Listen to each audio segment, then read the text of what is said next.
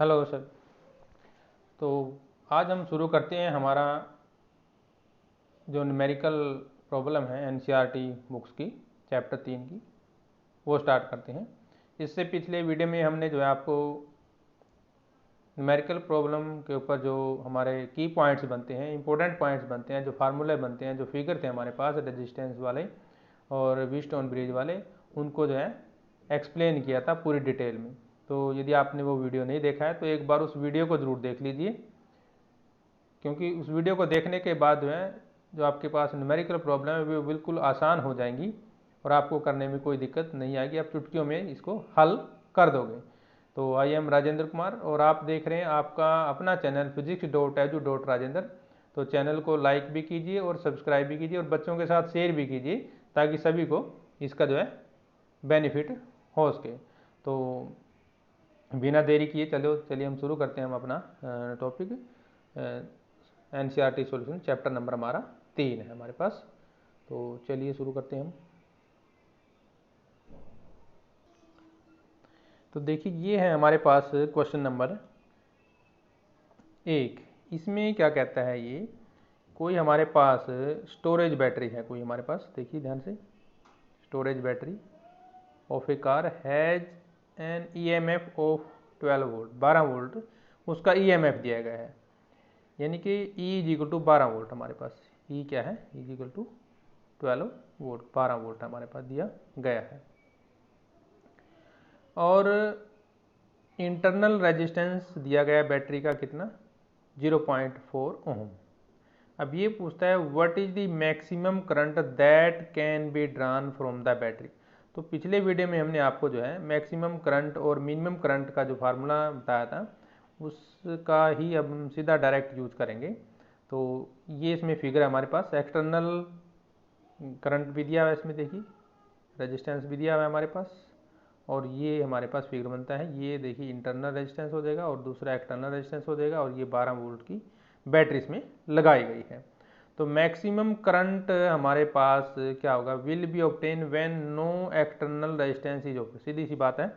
तो हम ज़्यादा से ज़्यादा जो है करंट हम कब ले सकते हैं, जब हम उसमें, तो आगे चलिए, ये हमारे पास फार्मूला था E divide by internal resistance plus में एक्सटर्नल रेजिस्टेंस। तो ये हमारे पास करंट निकालने का फार्मूला था। तो ईएमएफ हमारे पास 12 वोल्ट दिया गया है और ये 0.4 हमारे पास ये रेजिस्टेंस दिया गया है जो इंटरनल रेजिस्टेंस है। एक्सटर्नल रेजिस्टेंस हम 0 लेंगे, क्योंकि अगर हमें ज़्यादा से ज़्यादा करंट उसमें चाहिए तो उसके अंदर तो ऑलरेडी जो है रेजिस्टेंस वो ठीक है, बाहर से यदि हम कोई एक्सटर्नल रेजिस्टेंस नहीं जोड़ते तो करंट जो है मैक्सिमम हो जाता है हमारा। क्वेश्चन नंबर 2 देखिए, ये कहता है a battery of EMF 10 volt, EMF 10 volt यानी कि ई हमारे पास क्या है, वही दोबारा 10 वोल्ट आ गया हमारे पास। इन्नी उसके बाद इंटरनल रेजिस्टेंस यानी कि वही हमारे पास स्मॉल आर 3 ओम दिया गया है, विद ए करंट, करंट क्या है हमारे पास, यानी कि आई बराबर कितना है 0.5 दिया गया है। What is the resistance of the register, what is the terminal voltage of the battery when the circuit is closed. तो देखिए हमारे पास इस तरह का सर्किट हो सकता है, ये देखिए ये एक्सटर्नल रेजिस्टेंस जोड़ा गया है कोई, ठीक है, और ये इंटरनल रेजिस्टेंस हो गया हमारा, ये करंट इसमें से फ्लो कर रहा है और ये इसका हमारा ईएमएफ। फार्मूला हमारा वही रहेगा जो अभी हमने यूज़ किया था, I is equal to E divide by R plus R, यानी कि एक्सटर्नल और इंटरनल दोनों रेजिस्टेंस का सम होता है हमारे पास। तो इसमें हम वैल्यू पुट करते हैं, तो जैसे ही वैल्यू पुट करेंगे, करंट इसमें दिया है हमारे पास 0.5 और ईएमएफ हमारे पास 10 है, एक्सटर्नल रेजिस्टेंस नहीं दिया, वो हमें निकालना है क्योंकि यही लिखा है इसमें, what is the resistance of the register, और टर्मिनल वोल्टेज भी हमें निकालनी है बैटरी की कितनी है। तो यहाँ से हमारे पास आर कितना आ जाएगा, 17 ओम आ गया हमारे पास, क्या आ गया 17 ओम। अब निकालनी क्या हमें, terminal voltage of the battery, terminal voltage of the battery. तो इसका फार्मूला हमारे पास वोल्टेज का हमारे पास होता है ई माइनस आई आर, तो ये हमारे पास हो जाएगा। अब ई हमारे पास वही 10 है और ये हमारे पास 0.5 दिया है ये देखिए, और ये हमारे पास कितना आया 3 आया रेजिस्टेंस, तो ये हो जाएगा 8.5 वोल्ट। तो बिल्कुल आसान क्वेश्चन है। आप चलिए नेक्स्ट क्वेश्चन हमारा क्वेश्चन नंबर 3 क्या कहते हैं, इसमें कहते हैं भी 3 हमारे पास रजिस्टर हैं जिनका रेजिस्टेंस 1 ओम 2 ओम और 3 ओम दिया गया है, और तीनों के तीनों जो है कंबाइंड किए गए हैं सीरीज में। तो what is the total resistance of the combination. तो ये तो सिंपल आसान है, तीनों को जोड़ दो सीधा 1 + 2 + 3। जब हम सीरीज में लेते हैं तो तीनों का सम हो जाता है, इनके कितना हो जाएगा हमारे पास 2 + 1 + 3, तो 3 + 3 सीधा ही 6 ओम हो जाएगा। तो सिंपल सा क्वेश्चन है हमारे पास। और दूसरा क्या है, if the combination is connected in battery of EMF 12 volt 12 volt negligible internal resistance obtain the potential difference across the each resistor, यानी कि जो पोटेंशियल ड्रॉप है वो हमें निकालना है। तो दोबारा देखिए, सीरीज का फार्मूला हमारे पास ही होता है, तो ये तो डायरेक्ट ही हो जाएगा, और ये इसका फिगर बना सकते हैं हम। और जब इसमें कहते हैं कोई बैटरी जोड़ देते हैं एक्सटर्नल बैटरी 12 वोल्ट की, तो फिर करंट क्या होगा, करंट हमारे पास वही हम V = क्या होता है IR, V क्या होता है हमारे पास IR, और R क्या हो जाएगा V/I, और यदि I निकालना है तो V/R। तो ये फार्मूला हमारे पास बनता है। तो करंट का फार्मूला हमारे पास ये बन जाएगा। In series same current flow through each resistor, ये बात याद रख लीजिए, जैसे ही हम सीरीज में जोड़ेंगे तो पूरे के पूरे सर्किट में से करंट सेम रहता है। तो इसका मतलब क्या हुआ, हमारे पास जो V1 है, यानी कि जो पहला रजिस्टर है हमारे पास, वही हम कैसे लेंगे फार्मूला V1 = IR1, क्योंकि I तो सेम है, V हमारा चेंज होगा और R1 भी चेंज दिया हुआ है इसने, तो V = R1, तो I कितना है हमारे पास 2 × 1 2 वोल्ट हो जाएगा, क्योंकि हमने अभी I निकाला है। देखिए ये हमने 2 एम्पियर निकाला है करंट, तो सभी में यही आएगा हमारे पास, क्योंकि करंट इसमें सेम रहने वाला है। तो दूसरा हमारे पास 2 × 2 हो जाएगा, तो तीसरा फिर हमारा 4 वोल्ट हो गया, फिर तीसरा हम निकालेंगे 2 × 3, तो ये हमारा 6 वोल्ट हो जाएगा। तो ये था हमारा potential drop across R1 R2 and R3। तो R1 में हमारा 2 वोल्ट आया, फिर 4 वोल्ट आया, और फिर से 6 वोल्ट आया। तो सिंपल सा ही फार्मूला हमारे पास इसमें था। अब फोर्थ क्वेश्चन क्या कहता है, देखिए वही सेम हमारे पास 3 रजिस्टर दिए गए हैं 2, 4 और 5 ओम आर कंबाइंड इन पैरेलल। अब ये पैरेलल में लगा दिया, तो टोटल रेजिस्टेंस क्या रहेगा, वही 1/2 + 1/4। तो इस तरह से हम इसको कंप्लीट करेंगे, + 1/5, क्योंकि रेजिस्टेंस जो है उल्टे जोड़े जाते हैं जब पैरेलल में होते हैं। देखिए इसका पहले आंसर कर लेते हैं। देखिए तो ये इसका फार्मूला रहेगा हमारे पास, इक्विवेलेंट रेजिस्टेंस जब निकालते हैं 1/R1 + 1/R2 + 1/R3। और पहला हमारा रजिस्टर कितना है 2 दिया हुआ है, दूसरा 4 दिया हुआ है, और तीसरा 5 दिया है। तो इसका जो हम LCM लेके सोल्व कर लेंगे, तो ये जो हमारा रजिस्टेंस आ जाएगा। ठीक है, अब जो सेकंड क्वेश्चन क्या था हमारे पास, सेकंड क्वेश्चन कहता है if the combination is connected to a battery of EMF 20 volt. अब EMF कितना दिया है 20 वोल्ट, V यानी कि E दिया है हमारे पास, नोट कर लीजिए पॉइंट बराबर, E कितना आ गया हमारे पास 20 दिया हुआ है, ठीक है ना। और ये कहता है नेग्लिजिबल इंटरनल रेजिस्टेंस, और इंटरनल रेजिस्टेंस 0 आ गया हमारे पास। इंटरनल रेजिस्टेंस यानी कि R क्या हो गया हमारे पास, स्मॉल r क्या हो गया 0। वही फार्मूला लगना है, दोबारा देख लीजिए अब जो हमने पहले क्वेश्चन में लगाया था। अब क्या कहता है ये, determine the current through the each resistor and the total current drawn from the battery, ये हमें निकालना है। तो चलिए सवाल के पास चलते हैं हम। तो ये देखिए हमारे पास फिगर वही रहेगा, पैरेलल में जोड़ दिए तीनों ये, और बैटरी हमारे पास लगा दी, ठीक है। तो वही फार्मूला V = IR वाला, V = IR, इस फार्मूले को रट लीजिए। जब I निकालना हो तो इसके नीचे R आ जाएगा, और जब R निकालना हो तो इसके नीचे क्या आ जाएगा I आ जाएगा। तो जब I निकालना तो क्लियर हमारे पास ये देखिए V/R1 हो जाएगा, यानी कि V/R1 20/2, क्योंकि R1 कितना हमारे पास 2 है, तो ये 10 एम्पियर आ जाएगा। ऐसे ही हम I2 निकालेंगे, उसमें डिवाइड बाई कितना आएगा 4 रहेगा, क्योंकि पैरेलल में वोल्टेज सेम रहती है, इसलिए हर बार 20 आना है, ये ध्यान रखना है। पैरेलल में वोल्टेज क्या रहेगी सेम रहती है, और रेजिस्टेंस में करंट सेम रहता है, इस बात को आप याद रखिए। तो इस तरह से हमने तीनों करंट निकाल लिए, क्लियर है यहाँ पे। अब उसने पूछा भी टोटल करंट कितना ड्रान होगा, टोटल करंट, तो हमने तीनों को जोड़ देना है। जो अभी हमने इक्वेशन निकाली देखी। पहला हमने कितना 10 निकाला, फिर 5 निकाला और फिर 4 निकाला, तो ये टोटल हो जाएगा हमारे पास जोड़ने के बाद करंट हमारे पास कितना आ जाएगा 19 एम्पियर आ जाएगा। अब देखिए क्वेश्चन नंबर 5 क्या कहता है। क्वेश्चन नंबर 5 कहता है भी एट टू, जो हमारा अगर रूम टेम्परेचर के लेते हैं तो लगभग नॉर्मली 27.0 डिग्री सेंटीग्रेड लेते हैं जब हम नॉर्मल बात करते हैं। The resistance of heating element is 100, क्या है 100 रेजिस्टेंस ओम है। ये क्या है, ये इसमें जीरो गलत लगा तो ये ओम आ जाएगा, क्योंकि ये रेजिस्टेंस है ना हमारे पास, तो ये क्या होगा हमारे पास ओम में आ जाएगा। क्या है ये रेजिस्टेंस कितना है 100 ओम दिया हुआ है। What is the temperature of the element, तो जो हमारा एलिमेंट है उसका टेम्परेचर क्या होगा। If the resistance is found to be 117 ohm, तो ये निकालना है, क्या निकालना है what is the temperature, temperature coefficient वाला यूज़ करेंगे फार्मूला इसमें। और given that the temperature coefficient of the material of resistor is 1.70 into 10 raise to power, इसमें 3 दिया हुआ है और लेकिन ये गलत है हमारे पास, -4 होता है वैसे। चलो जो इसने दिया हम वही लेके चलेंगे।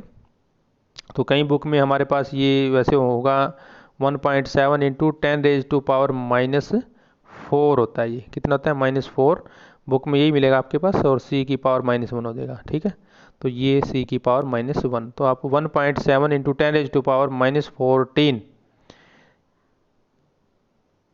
लेके सॉरी मतलब -4 लेके चलेंगे। तो हमारे पास फार्मूला क्या होता है, हमारे पास वही जो हमने कल वीडियो बनाया था उसमें आपको बताया था, R2 is equal to R1 1 plus alpha into T2 minus T1। देखिए अब ये देखिए यहाँ पे इसने -4 ही लिया है, तो यहाँ पे आप क्या मानेंगे -4 लेके चलेंगे। ये इसको आप करेक्ट कर लेना कॉपी में। तो हम इसके अंदर क्या है R2 कितना है 117 दिया हुआ है, ठीक है, और ये R1 100 दिया हुआ है, और 1 हमारे पास 1 है, तो ये दिया हुआ है इसने टेम्परेचर कोफिशिएंट यानी कि अल्फ़ा दिया हुआ है इंटू T-27, और दूसरा टेम्परेचर रूम जो टेम्परेचर दिया हुआ है, तो वैल्यू पुट करने के बाद इसको हमने सिंपली सॉल्यूशन में कर लेना है। अब आगे हमारा 6th क्वेश्चन देखिए क्या कहते हैं। ये कहता है a negligible small current is passed through a wire of length 15 metre and uniform cross section 6.0 into 10 raise to power -7 metre square. ये मीटर स्क्वायर है, ध्यान से देखिए इसको, ये मीटर स्क्वायर है और ये 10 रेज टू पावर -7 है हमारे पास। And its resistance is measured by 5.0 ohm. What is the resistivity of the material at the temperature of the experiment. तो इसका हमारे पास सोल्यूशन क्या रहेगा, हमें पता है जो हम रेजिस्टिविटी क्या निकालते हैं, तो वो उसका फार्मूला होता है rho into L by A. L हमारे पास लेंथ होती है और ए क्या है एरिया ऑफ क्रॉस सेक्शन होता है हमारे पास। तो आर कितना दिया है 5 दिया हुआ है 5, ये देखिए ध्यान से, ये आर कितना है 5 दिया हुआ है, और एरिया ये हमारे पास, और लेंथ ये 3 चीज़ें हमारे पास दी गई हैं। ठीक है ना, तो ये ही हमें जो है इस फार्मूले में पुट करनी है, इस फार्मूले में। तो इस फार्मूले में वैल्यू पुट करने के बाद हमारे पास सिंपली सोल्व कर लेंगे तो रजिस्टिविटी हमारे पास आ जाएगी। ठीक है, अब क्वेश्चन नंबर 7 देखिए। क्वेश्चन नंबर 7 कहते हैं a silver wire has a resistance of 2.1 ओम।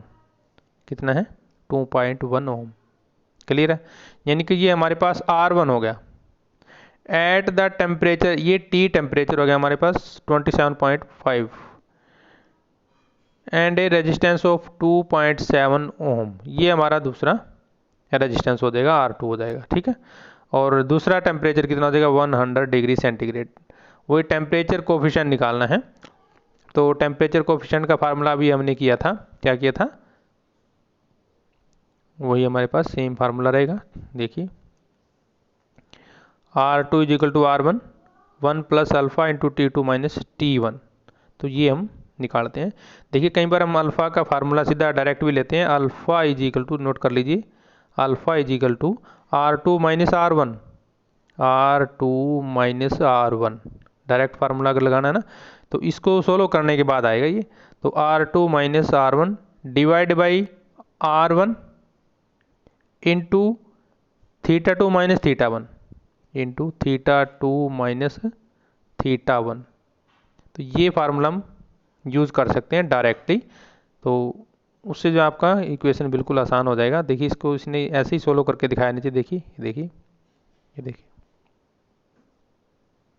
तो इसी तरह से हम इसको कर सकते हैं, ठीक है। तो थीटा वन थीटा टू यानी कि इसने टेम्परेचर लिया T2 माइनस T1, बात एक ही हमारी। तो पूरी वैल्यू हमें दी गई है, तो वैल्यू पुट करने के बाद हमारे पास ये आंसर आ जाता है। नेक्स्ट हमारा जो 8th है हमारे पास सोल्यूशन है, a heating element using nichrome connected to a 230 volt, ठीक है। यानी कि V हमारे पास दिया हुआ है 230 वोल्ट, क्लियर है यहाँ पे। Supply draws an initial current, यानी कि जो हमारा इनिशियल करंट है यानी कि I है वो कितना दिया हुआ है हमारे पास 3.2। तो यहाँ पे I1 मान लेंगे, ये क्या है हमारे पास I1 हो जाएगा। क्या हो जाएगा I1, इनिशियल करंट कह रहा है, ये इनिशियल करंट कितना हो गया I1 हो जाएगा हमारे पास। और इसके बाद कहता है ये at which settle after a few second to steady current या स्टेडी वैल्यू ऑफ 2.8 एम्पियर, यानी कि ये हमारा दूसरा करंट हो गया, ये I2 हो गया हमारे पास। ये क्या हो गया I2 हो गया, क्लियर है यहाँ तक। अब नेक्स्ट पॉइंट, क्वेश्चन को एक बार समझ लीजिए तो फिर उसका जो है न्यूमेरिकल बिल्कुल आसान होता है। What is the steady temperature of the heating element, निकालना क्या हमें स्टेडी टेम्परेचर, क्या निकालना है स्टेडी टेम्परेचर। तो जो अभी हमने एक टेम्परेचर कोफिशिएंट का फार्मूला यूज़ किया वही यूज़ करेंगे, यानी कि alpha is equal to R2 minus R1, वही अभी क्या ना alpha is equal to R2 minus R1 divide by R1 into theta two, अभी किया जो हमने R1 theta two minus theta one, ये हमने अभी किया था। तो वही हम इसमें फार्मूला लगा के चलेंगे।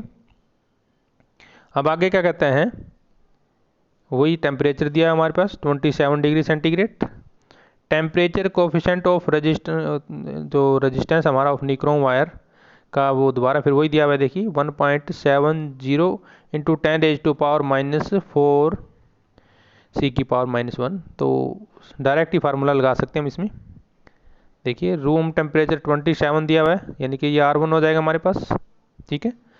अब ये डिग्री सेंटीग्रेड में दिया हुआ है इसने, तो हमारे पास क्या होता है ये देखिए क्या क्या है ये बताना, एक बार सोच के बताओ कैसे आए 230 डिवाइड बाई 3.2, क्योंकि R जो है हमारे पास V डिवाइड बाई I होता है।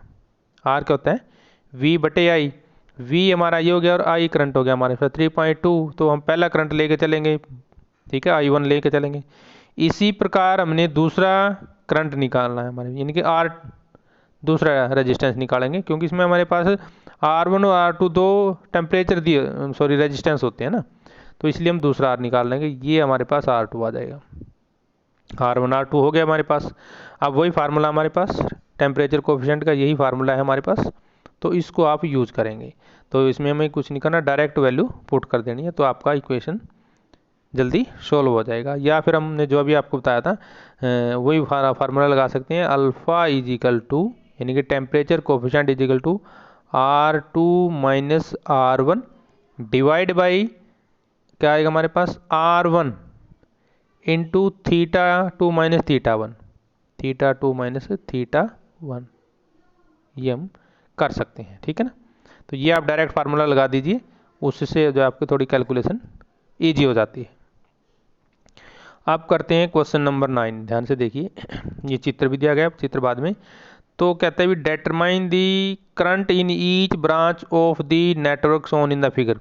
तो ये फिगर दिया गया है और पूरे के पूरे में से हमें करंट दिखाना है कितना है, सभी में अलग अलग इंडिविजुअल दिखाना है। ये कहता है इन ईच ब्रांच, पूरी ब्रांच में, ये मतलब हमारे पास जितनी ब्रांच है, ये वाली ब्रांच, ये वाली ब्रांच, ये वाली ब्रांच, पूरी की पूरी ब्रांच में कितना करंट होगा अलग अलग, वो हमें दिखाना है।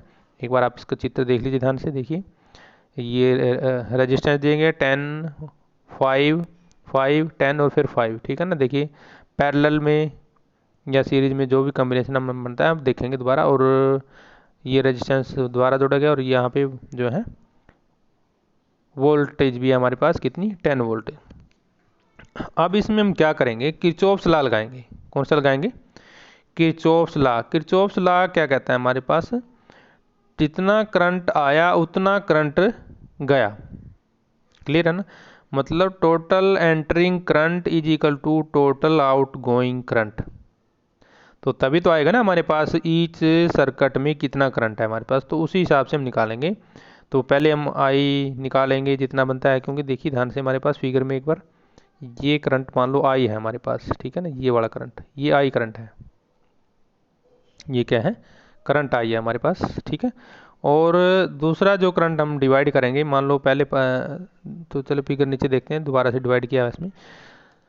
तो let first distribute the current in different branches, ठीक है। तो पहले हम क्या अलग अलग करंट जो है डिफरेंट लूप में अलग अलग तरीके से डिवाइड कर देते हैं।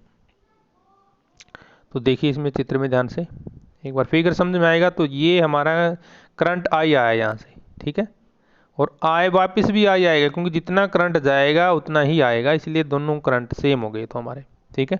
ये फार्मूला बहुत इंपॉर्टेंट है हमारे पास। अब ये देखिए ये करंट दो पार्ट में डिवाइड हो गया यहाँ से, पॉइंट ए से, ये हमारा जंक्शन हो गया।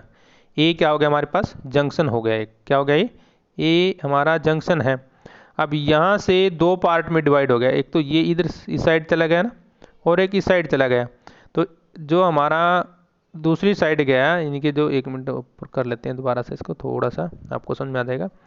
तो जो ए से बी की ओर गया, ठीक है, उसको हमने आई मान लिया, और जो ए से डी की ओर गया उसको I2 मान लिया। ये I1 है और ये I2 है। तो इसमें क्या होगा, अभी जो करंट आई है वो किसके बराबर होगा, जो ये एंटरिंग करंट है, देखना ध्यान से, ठीक है ना। तो अभी पहले एक बार समझ लो, फिर बाद में करते हैं इसको। इसी प्रकार देखिए ध्यान से, अब जो ये करंट कितना आ रहा है हमारे पास I1, कितना आ रहा है I1। अब ये नीचे भी चला गया करंट, इधर भी गया ना, यही करंट फिर ये इस साइड भी गया, ठीक है। यानी कि और इधर करंट मान लो हम IG ले लेते हैं, गैल्वेनोमीटर में IG गया, तो इस करंट में से IG चला गया ना, तो I1 माइनस IG बच गया इधर।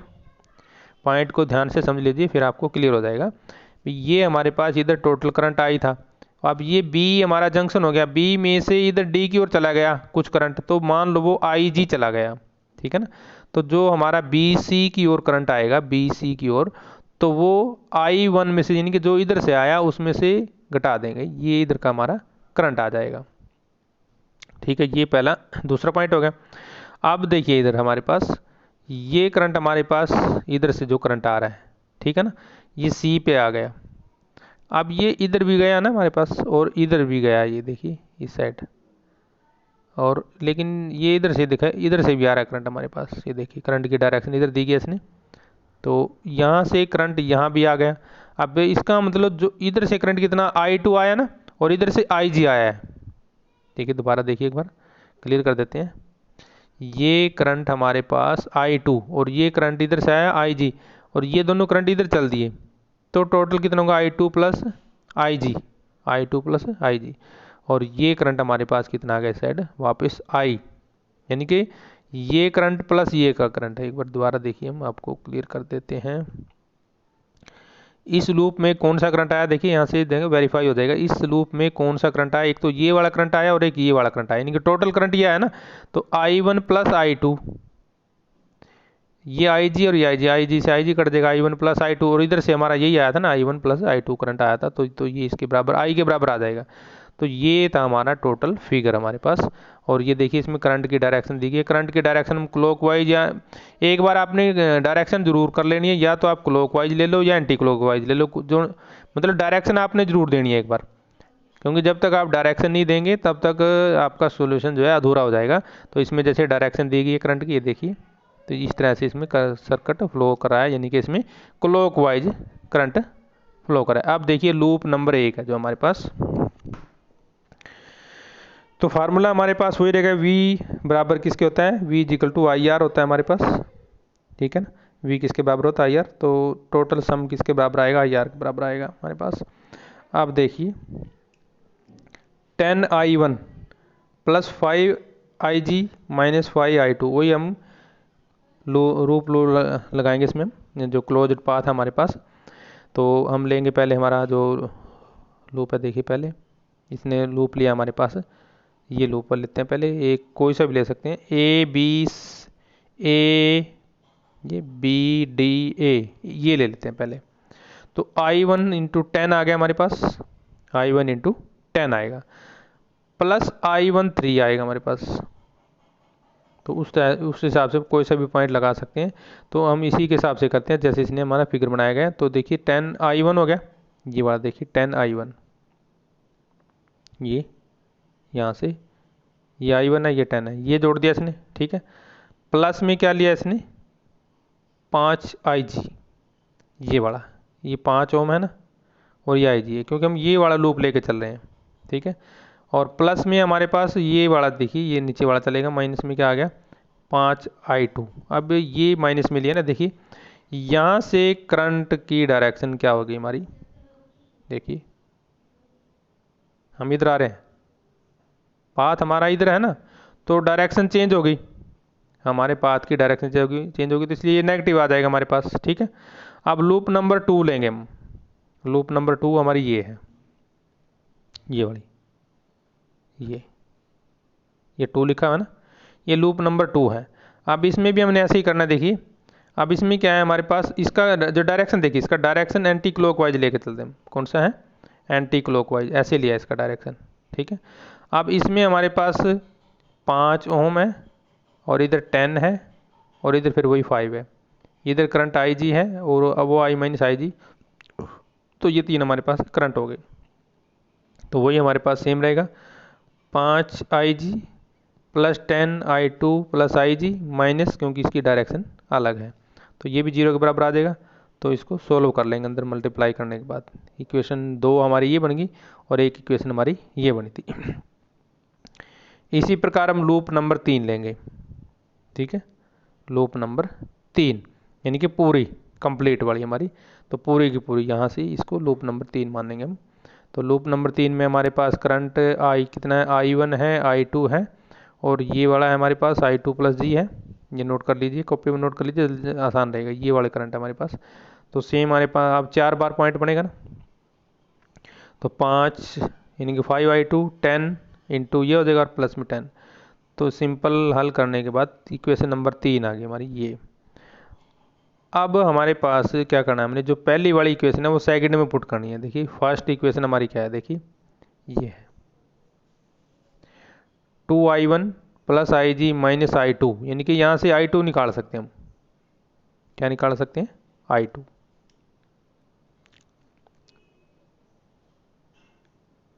तो I2 क्या बनेगा यहाँ पे,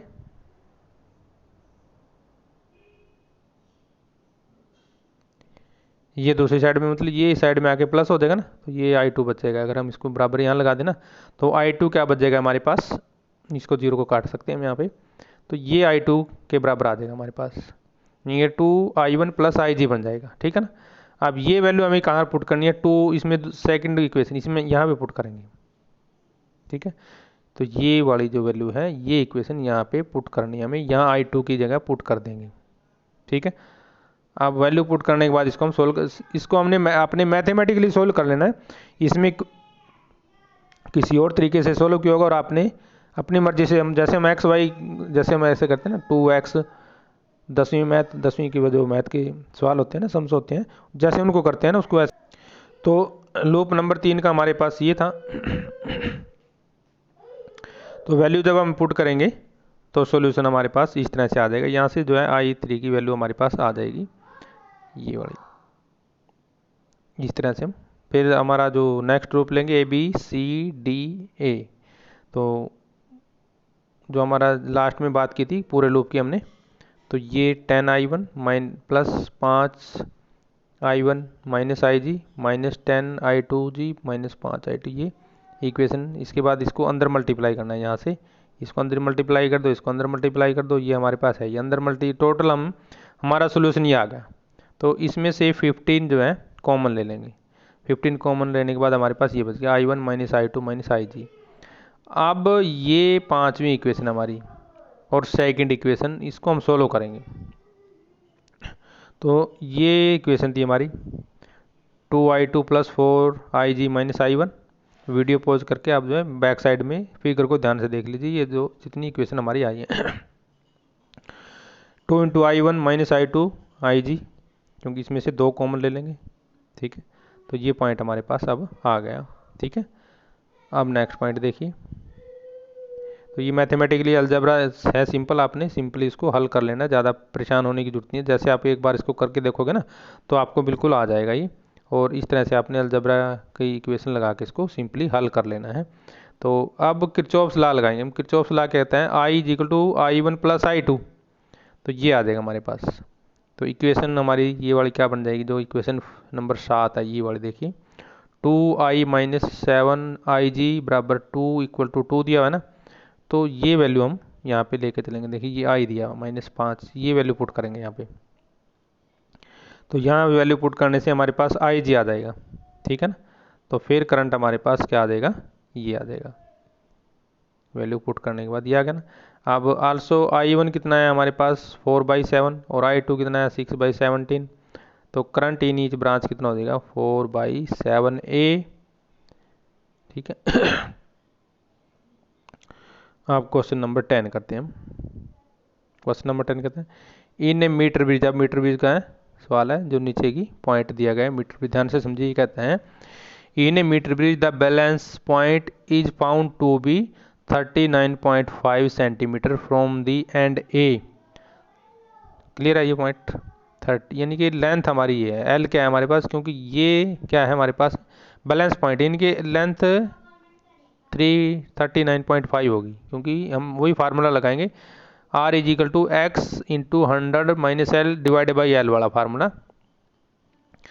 अब ये कहते हैं व्हेन ए रजिस्टर ऑफ 12.5 ओम, तो R कितना आ गया हमारे पास, ये R हो गया। नोट कर लीजिए पॉइंट कॉपी में, साथ साथ आपका उसी टाइम पूरा का पूरा क्वेश्चन हल हो जाएगा, बिल्कुल आसान है हमारे पास।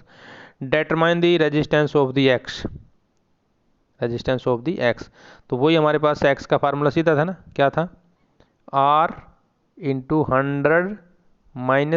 l / l। ठीक है ना, सीधा ही आ गया ना, R भी दिया हुआ है, L भी दिया हुआ है, कंप्लीट सवाल हमारे यहाँ से हो जाएगा। अब निकालना क्या है नंबर 1। तो ये कहते हैं जो नंबर 1 हमारा जो निकालना है, तो वो ये कह रहे हैं determine the resistance of X, ये तो ऐसे निकल जाएगा ना। Why are the connection between resistor in a Wheatstone और metre bridge made a thick copper wire, यानी थिक कॉपर की स्ट्रिप लगाए जाते हैं, उसको हम क्यों यूज़ करते हैं। तो पहला आंसर हमारा हो ही गया, सीधा डायरेक्ट फार्मूला में लग जाएगा। दूसरा क्या है इसमें equation, determine the balance point of the bridge above if X are interchanged, मतलब यदि हम उसको बदल देते हैं x को, और आर एक्स को मतलब r की जगह x लगा दें, x की जगह हम r लगा दें, तो फिर क्या होगा। तो ये इंटरचेंज करना है, तो क्या होगा, तो फार्मूला हमारे पास वही है R = x बन जाएगा। देखिए पहले हम हमारा अब r इधर आ जाएगा, क्योंकि उसने r और x को इंटरचेंज करना है, बाकी वो तो रहेगा 100 - l / l, वो तो रहना ही, सिर्फ हमने r को और x को इंटरचेंज करना है, इनके x की जगह r रखना है और r की जगह x को हमने रख देना है। अब देखिए ये देखिए फार्मूला ये हो गया हमारे पास x/y = l/100 - l, ये फार्मूला होता है, ध्यान रखिए ये हमारे पास फार्मूला होता है निकालने का। अब वैल्यू पुट कर देंगे हम, ये l लिया था हमने, 100 - l हो गया, यानी कि ये आ गया हमारे पास। और r ये दिया हमारे पास, ये क्या दिया हुआ है r, यानी कि जो दूसरा रेजिस्टेंस है, यानी कि ये y वाला, तो ये हमारे पास आ गया। तो क्रॉस मल्टीप्लाई करने के बाद x आ गया। ठीक है, ये हो गया हमारे पास सॉल्यूशन नंबर 1। तो दूसरा हमारे पास क्या है, देखिए इसमें हम सीधा डायरेक्ट फार्मूला लगा सकते हैं, जो हमने अभी बताया था आपको, x = r × 100 - l। ठीक है, / l, ये हम लगा सकते हैं डायरेक्ट फार्मूला। ठीक है ना, तो इससे भी वो कंप्लीट हो जाएगा हमारे पास। बी पॉइंट क्या कहता था, यदि मान लो जो हमारे पास x और y है, ठीक है ना, आर इंटरचेंज्ड, यानी कि आर की जगह एक्स आ गया और एक्स की जगह आर आ गया, या वाई की जगह एक्स आ गया और ये हमने इंटरचेंज कर दिए। तो इंटरचेंज करने से क्या होगा, फिर हमारे पास वैल्यू पुट कर, फिर हमने फार्मूला लगाना आर इज इक्वल टू, यहाँ पे हमारे पास एक्स आ जाएगा 100 minus L divide by L, बस वैल्यू पुट करनी है, सिंपली है तो बिल्कुल। तो एल की वैल्यू हमारे पास यहाँ पे वैल्यू पुट करने से 60.5 सेंटीमीटर आ जाएगा दूसरे एंड से। और सी पॉइंट में क्या पूछता है ये, in balance condition of the bridge the cell and the galvanometer can be exchanged, the galvanometer will still show zero deflection. क्या दिखाएगा, जीरो डिफ्लेक्शन। तो ये पूछता है भी क्या ये जीरो डिफ्लेक्शन शो होगा, तो galvanometer will not show any current, current नहीं दिखाता वो कोई, ठीक है ना, लेकिन वो डिफ्लेक्शन दिखा देता है, ये ध्यान रखेंगे आप। तो अब करते हैं हम 11th क्वेश्चन। ये कहता है a storage battery of EMF 8.0 volt and internal resistance, यानी कि ये हमारे पास E हो गया, हमारे पास ये क्या है E, और ये इंटरनल रेजिस्टेंस यानी कि स्मॉल आर, ये क्या हो गया small R, being charge by a 120 volt, V कितना है 120 वोल्ट, यानी कि सप्लाई दी गई है इसमें DC supply, using A series register of 15.5 register, ये कैपिटल आर हो गया हमारे पास, ये क्या हो गया कैपिटल आर हो गया।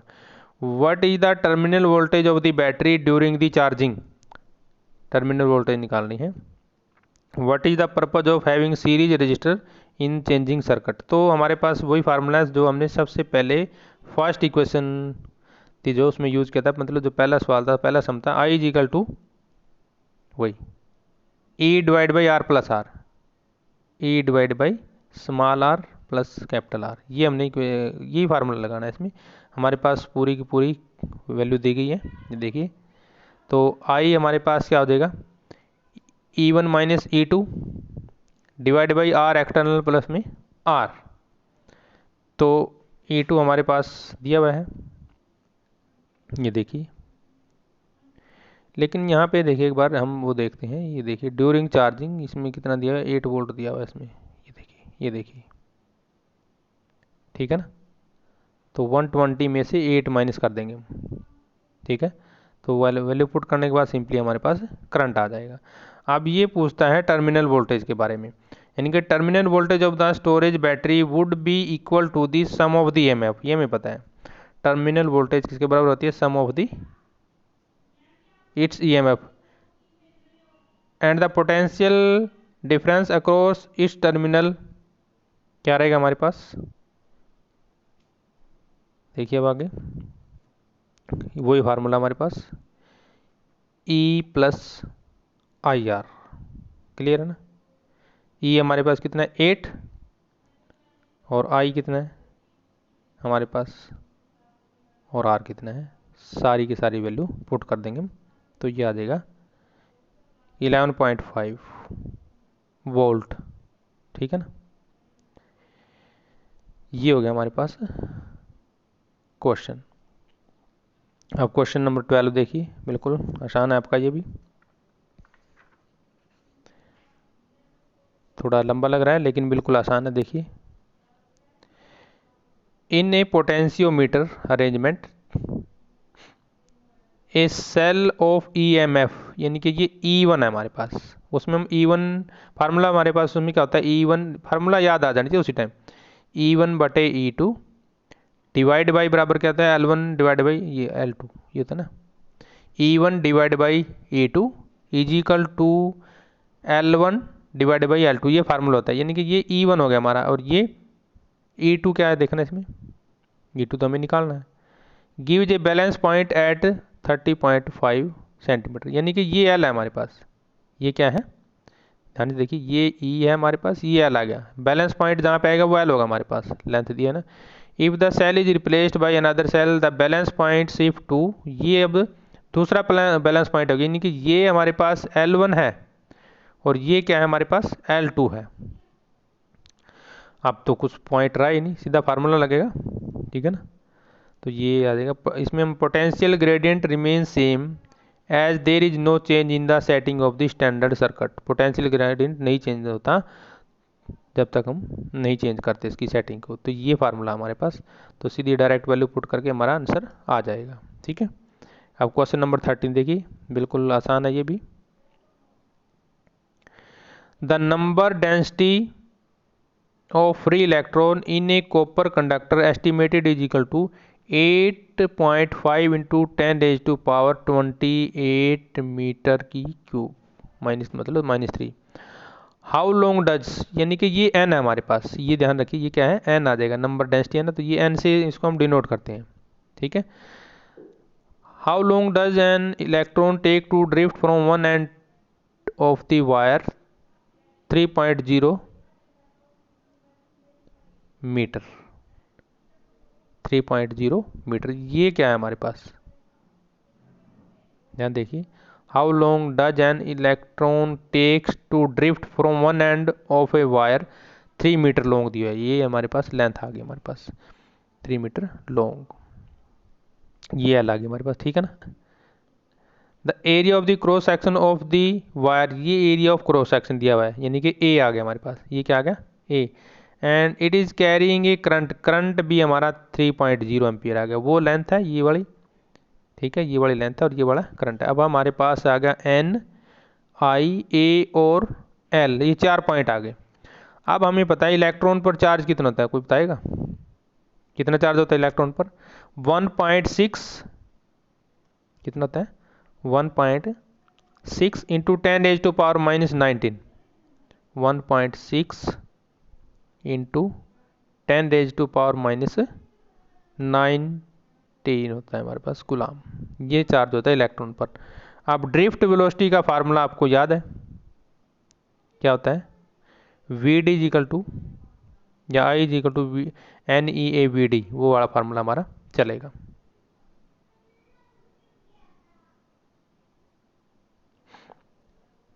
तो ये देखिए सिंपली फार्मूला, ये देखिए I equal to A N E U D, U D यहाँ पे ड्रिफ्ट वेलोसिटी है, वी डी यहाँ पे। ठीक है ना। तो वी डी हम आपको बता देते हैं, वी डी डायरेक्ट फार्मूला आप लगा सकते हैं। डायरेक्ट फार्मूला देखिए कैसे लगेगा, हम बताते हैं आपको। वी डी का डायरेक्ट फार्मूला वी डी यानी कि drift velocity equal to I divide by N E A, N E A, ये फार्मूला होता है हमारा डायरेक्ट। ठीक है ना। तो ये फार्मूला आप लगा देंगे, इसके इसमें सारी पूरी की पूरी वैल्यू पुट कर दो। ठीक है ना। तो वैल्यू पुट करने के बाद हमारे पास ये आ जाएगा 1.103 इंटू 10⁻⁻14। सोल्व इसको कर लेना आपने। अब निकालना में टाइम, टी ये होता है drift velocity, L by in drift velocity, ये इसका फार्मूला होता है हमारे पास। तो एल कितना है यहाँ पे 3.0 है, एल कितना है 3.0, और ये हमने अभी निकाला है ये वाला। ठीक है, तो ये इसमें वैल्यू हम पुट कर देंगे, तो ये हमारा आंसर आ जाएगा। तो ये था हमारा जो न्यूमेरिकल प्रॉब्लम चली हुई थी फिजिक्स 12 चैप्टर 3 की। अब हमने अभी जो है 13 सॉल्यूशन किए हैं। नेक्स्ट वीडियो के लिए हम जल्दी आपके सामने हाजिर होंगे, तो रिमेनिंग पार्ट आप देखना मत भूलिएगा। तो जो अभी आपको क्वेश्चन कराए गए हैं उनको रिवाइज कीजिए एक बार, इनको आपने खुद करके देखना है। सबसे पहले आपने फार्मूले याद करने हैं। अगर आप एक बार फार्मूला याद करेंगे तो आपको किसी प्रकार की कोई दिक्कत नहीं आएगी। तो तब तक आप तैयारी कीजिए, नेक्स्ट वीडियो लेकर हम जल्दी हाजिर होते हैं।